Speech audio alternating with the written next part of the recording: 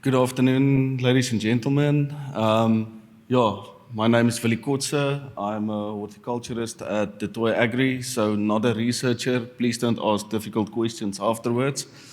More of a practical approach and perhaps not the best stats for the day that you will see.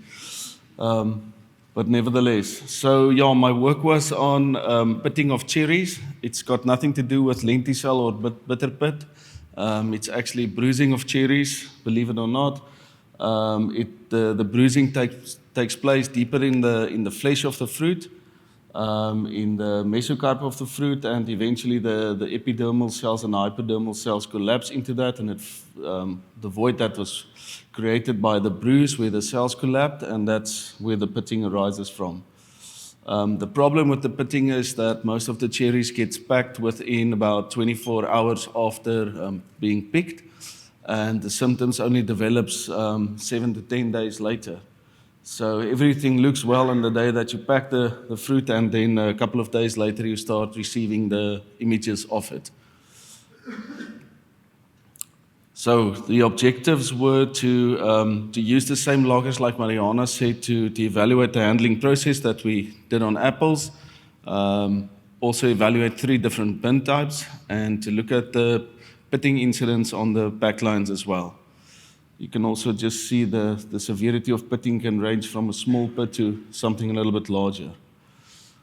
Right. So one of our first treatments were the harvesting into totes. And this is a small container, about a 15-liter container. And the advantage of the tote is that the picker doesn't have to pour the cherries into a larger bin or empty the bucket, so it's considered a safe handling process, since there's one step less where the fruit can get mechanical damage. You can see the buckets are then stacked into wooden bins, and these would actually be 3 layers with 7 buckets inside of them. The second and the third treatments were to evaluate bins. We did different bin types. One was just a normal maxi plastic bin, and the other one was a plastic bin with fruit guard liner in it, which we saw helped for the apples on bruising. Again, we placed the loggers at the bottom of the bins to evaluate the effect of the impacts on the bins. Next one, this is if you have a top look at the bin, you can see where the 2 loggers are placed. This is where the forklift would enter. We take multiple samples throughout the handling process of fruit inside the bin. We only use 2 bins on a bin trailer for this trial, which is what they use commercially. The transported bins were placed in the middle of a truck whenever we did transport of it. This is the different steps where we evaluated the fruit, and each sample consisted of 50 fruits that were evaluated. I just want to point out quickly that for the next data, we'll only be referring to the first sample, where we take the fruit sample initially just after the pickers have handled it, no transport. Then the final sample after we arrive at the pack house is sample number 5. 6 is only fruit touching the side of the bin, and then 7 would A and B. 7 would only be fruit from the top layer of the bin, and B would only be from the bottom layer of the bin.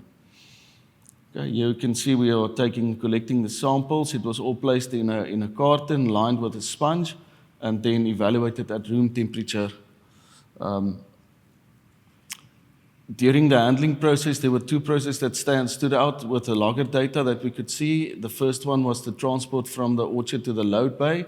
The second was the truck transport to the pack house, the refrigerated transport.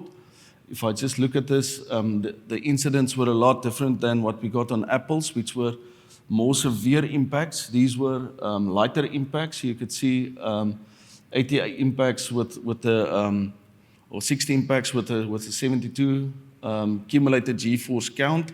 So it's just over 1.2 Gs, and that's points more towards vibration than physical hard impacts. If I condense that graph into something a little simpler, this is what it looks like when it's condensed. So you could see if this is the plastic maxi bin, You could see a little bit less in the maxi bin. The number of impacts were less in the maxi bin with fruit guard. And when we evaluated the totes, you could see the impacts increased. So what did this all mean? I'll come to that just now, but just to demonstrate, if we had a lighter load, because the cherries, everyone is in a rush to get them under cooling, so sometimes we transport lighter loads. We simulated a 60% load and a 30% load, and you can see if we decrease the load, the impacts increases, and that comes to the old topic of a Toyota bakkie without a bag of cement at the back. It bounces more. So the lighter the load, the more bounce it had on the vibrations. When we just look at the data now, so the blue bar is where we started, only the pickers has handled the fruit. You can see that even if we emptied the fruit into the maxi bin, the blue bar is lower for the maxi bin compared to the totes, which shows that the handling of the pickers plays a large role in the initial damage that's caused by the fruit. And the fact that the fruit wasn't emptied at this stage also shows that the buckets weren't better in the sense of that being better. So these were picked with different teams over 2 different trials, so there are some variations. So I use this now as the base for where I'm going to next. If I look at what happened with the plastic bin, the first sample at the orchard compared to the pack house, there was an increase in the number of pitting of the fruit. And then we can see it was more or less the same for fruit touching the sides, the bottoms, or the top fruit. If I look at what happened for the maxi with the fruit guard, again, there was very little increase in the fruit, but the bottoms, well, I don't believe that would be a decrease. That's just a sampling, but we don't see an increase in the bottoms, but definitely in the tops. And this is a known fact for very light fruit. When you have vibrations, they actually start to turn a little bit at the top, so it's almost bouncing. Then for the totes one, which we consider to be the safest one, the middle fruit in the tote, a big increase as with the sides and the bottoms, but the tops seem to be the more of the same of what we had it in the beginning.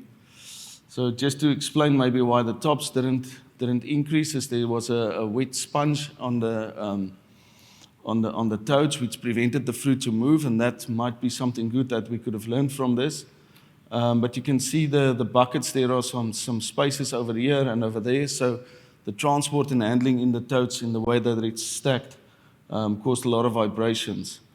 So to summarize the effect of this, you can see that even though with the plastic bin with a fruit guard, my base rate of where I started with the pickers is high, but in terms of the container or the bin type that we evaluated, it didn't increase a lot, so not a lot of increase, the percentage increase on this side.